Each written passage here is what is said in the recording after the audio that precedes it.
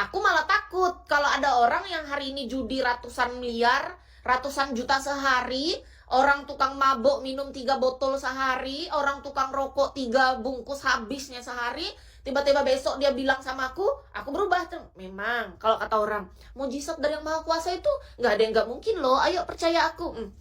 Kulihat dulu. Mujizat memang bukan masalah apa, kita lihat dulu nih orang. Manusia tuh ada yang namanya proses. Pertama ada niat dulu, udah bagus nih, niat dari dalam diri. Tapi kalau cuma niat tanpa tindakan, nol. Tindakannya apa? Secara perlahan, berproses lah, sama kayak kita menapaki tangga nih loh, pelan-pelan. Nanti kegelincir, kena hujan, jatuh.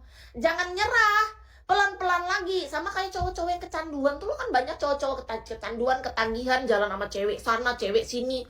Mencoba semua cewek, dari berbagai negara, berbagai kota, dari berbagai usia, berbagai warna kulit, berbagai besar kecilnya, tinggi pendek apa, montok-montok kecil, semua mau gitu. Mau sampai kapan dunia tuh gak ada habisnya. Manusia baru akan terus lahir. Manusia yang sudah saatnya pergi selamanya. Kalau mau mengejar dunia gak ada habisnya. Itu yang paling penting. Ketika kita udah punya kesadaran itu, iya ya, mau sampai kapan aku kayak gini. Nah, itu artinya muncul sudah. Ada kesadaran diri aku. Ketika aku bertanya, tanda tanya dalam pikiran kan, sampai kapan ya aku kayak gini? Sudah muka keriput, udah tua bangka, usia sudah begini. Ya kan, masa harus menunggu ompong dulu jadi nenek kakek? Ya harusnya dari sekarang, pelan-pelan.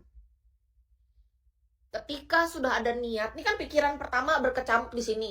Kedua, kita ada niat. Niat tanpa tindakan, nol. Aku tidak pernah percaya dengan orang yang selalu bilang, aku niatnya orang baik, tapi tindakan dia tidak mencerminkan kebaikan dan kebenaran. Mulut sama mulutnya doang kemanisan, enggak banyak gula. Jangan percaya mulut orang yang manis. Kalau mulutnya manis, tindakannya sejalan, itu baru kita percaya. Nah, setelah dia sudah ada niat, tindakannya kita lihat, kita pelan-pelan. Jadi yang kita lihat apa? Diri kita sendiri.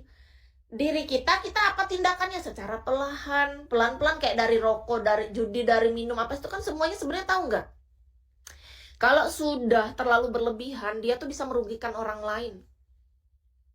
Kalau diri sendiri udah jangan dibilang. Sudah pasti rugi. Manusia mana yang nggak merasa rugi kalau dia perokok berat? Manusia mana yang nggak merasa rugi kalau dia peminum berat? Manusia mana yang nggak merasa rugi kalau dia tukang judi berat? Kalau dia bilang hari ini, dia bilang dia nggak rugi. Mana orangnya yang bilang dia judi nggak rugi? Bohong. Orang minum alkohol dia bilang nggak rugi kalau dia minum banyak kali. Tidurnya jadi kayak mana? Kestabilan pikirannya jadi kayak mana? Hatinya kayak mana? Hati pikiran kita tuh nggak bisa stabil, Kak.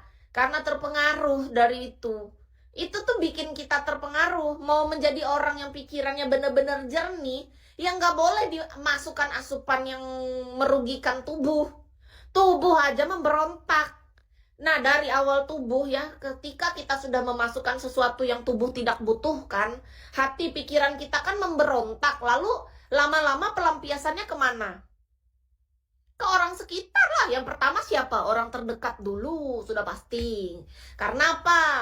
Kalau ke orang jauh kan orangnya jauh. Orang terdekat dulu, siapa paling dekat sama kita?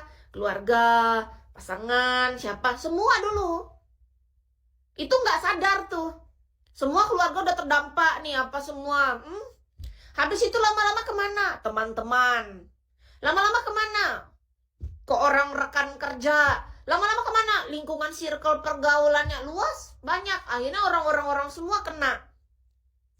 Pernah lihat nggak ketemu sama orang, kita nggak ada salah, dia tiba-tiba marah-marah. Nah itu kan salah satu dampak.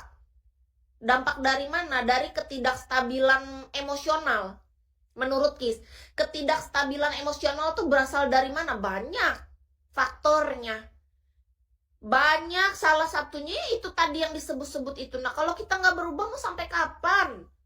Kalau kata orang nih, aku pernah nggak kakak dengar gini? Iya, nggak ada yang sempurna, tapi kita yang belajar untuk menjadi versi terbaik diri kita. Jangan membenarkan kata-kata, di dunia kan nggak ada yang sempurna. Ya udahlah, aku memang gini orangnya. Apret.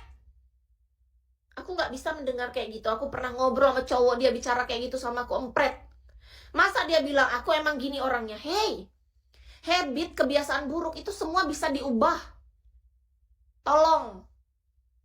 Di sininya cara berpikirnya diubah dulu ya. Kok bisa dengan gampangnya dia bilang, aku memang gini orang? Nggak ada. Habit atau kebiasaan buruk kalau memang nggak berubah sampai nanti akhir hayat, memang karena nggak mau berubah. Kupastikan 100%. Berarti memang dari dalam dirinya tuh, dia sadar bahwa itu tuh sebenarnya udah ngerugiin diri sendiri dan orang lain, tapi dia memang tetap mau melakukannya. Karena apa? Pertama, ego. Tinggi banget. Yang kedua, nafsu duniawinya sudah nggak bisa terkontrol.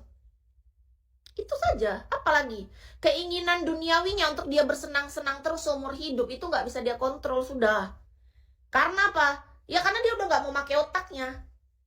Karena menurut Kis pribadi, orang yang masih mau menggunakan akal budinya, mau pakai otaknya yang waras, yang normal, dia pasti akan mau berusaha jadi lebih baik. Dengan kata-kata dia bicara di depanku bilang kayak gini, kata dia, aku emang gini orangnya. Empret, nggak mau aku. Aku nggak suka sama orang yang pasrah. Aku nggak suka dengan orang-orang yang dikit-dikit nyerah bahwa dia bilang aku gini orangnya. Nggak ada. Kalau kita udah tahu ada kebiasaan buruk, hal-hal buruk yang kita lakukan, pelan-pelan aja, pelan.